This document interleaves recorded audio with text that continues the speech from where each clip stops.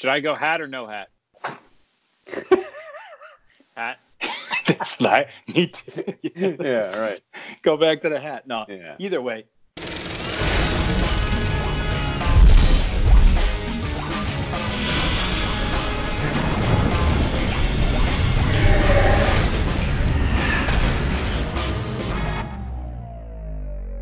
Hey, everybody. Welcome to Baseball Night in New York. This feels a lot different than it normally does. Brought to you still by your Tri-State Cadillac dealers. Doug Williams not alongside, but talking digitally to Sal Licata and Jim Duquette. This is all new to us as it is to you at home. This whole situation, obviously, we're going to try and get you content every day. Whether we're talking about a Mets player or a Yankees player or a topic, a baseball topic, we want to keep it between the lines, even though there's no playing going on between the lines. And we thought it would be a good way to start today by talking Pete Alonso. And it strikes me, before we even talk about the baseball part of this conversation, just how lucky the city, the franchise, we all are to have Pete right now. You know, he's tweeting about MLB The Show. He's trying to get retweets to play strangers in a video game. He's released statements already about the Mets and keeping the city safe. And I just think right now it's good to have as many personalities like his in the game as possible.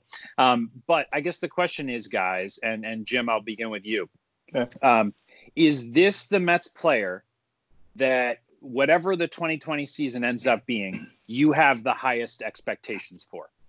Yeah, I think so. I think when you look at the way the season went last year, just the way that he's embraced the city, the way he's handled the city overall, and seems to thrive in this environment.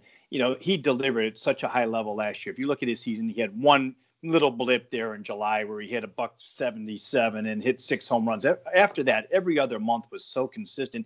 He backed that up with, a day. Let's say he had a bad day where he struck out 3 times. The next day, he seemed to make the adjustment and deliver. For me, that's he had more of a veteran type of approach or an advanced approach for a first-year player. Best I've seen in a long, long time. So I think for me, the expectation level is still very high. Maybe not the over 50 home run version of Alonso, but certainly, power, runs batted in, all of those things that he delivered on last year. Yeah, and he had some big homers. So, I mean, I would, the fact that he was able to hit in the clutch and provide big moments for this team at a young age, his attitude, all those different things. I don't know if my expectations are as high as an MVP caliber player. I don't think that's what he is offensively. I think he's going to be a great home run hitter. I think he's going to be a clutch hitter. He's going to drive in a ton of runs. But he's going to be that high average guy in that lineup. To me, I look at a guy like Michael Conforto, assuming he's fully healthy by the time the season resumes, if in fact it does. I think he should be a more complete offensive player than Pete Alonso. But obviously, the off-the-field stuff, face of the team as well, face of the franchise, nothing not to love about Pete Alonso.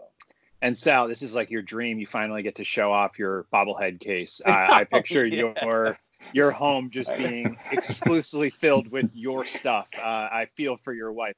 But when we talked about when Mike Piazza got elected to the Hall of Fame, Sal, we kept talking about moments. And like you said, there's a certain level of importance that comes with hitting the big home run, and the way he got emotional when he set the record last year at first base, like that has value. And just like we talked about with Piazza, it ends up meaning a little bit more, even though the numbers you're talking about, he may end up being mostly just a power hitter. Right. But that, especially in New York, can have such a meaning attached to it. Oh, no question. And the bigger the moment, the bigger it is. When you look back, I was just watching Game 6, Jim. I was watching Game 6, 1999, NLCS. Nice.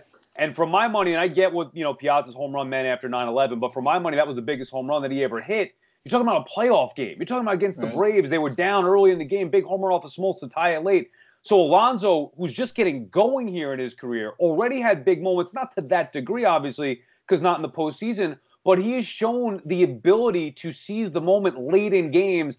And I can't wait to one day watch him, DeGrom. These guys should be in the postseason. And then the Pete Alonso lore, his legacy, will become even bigger if he can provide those moments. I think that's what it's about, though. It's not just about putting up the numbers. It is about doing it in key spots. Lucas Duda hit a lot of home runs, but very few of them were in big spots. So you could have home run hitters. You need guys, though, that were Piazza-like. That was, to me, the greatest thing that he ever did, was provide those moments. I think Alonso's got a little bit of that in him. I think that's a good point. And I would say this too, Sal, to your point, like going back to the Conforto comparison. Conforto's been on the scene longer, but I think Alonso by the end of this year will surpass Conforto in terms of the ability to hit in the clutch, to deliver when you want him to.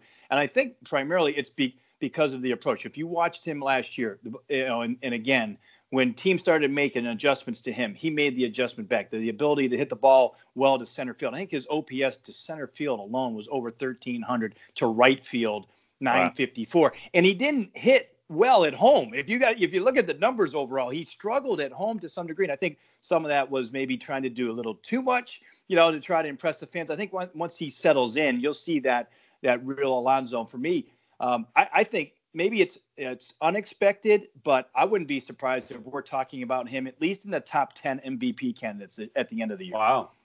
All right. Well, love it, guys. And again, like I said at the top, there's few players and few personalities in baseball and across sports that have meaning even when the games aren't being played. And Alonso now, in just a short period of time, even though it's felt like the last week has lasted a year, he's already making his presence felt. So beyond the between the lines conversation we're having, he has such an importance to this fan base and to this city.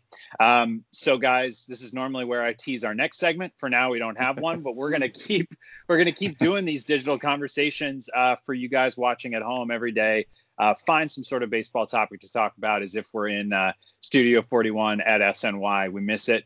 We miss our viewers. We miss talking to you guys, but this will do for the interim. But thanks everybody for watching. We'll hopefully talk to you tomorrow.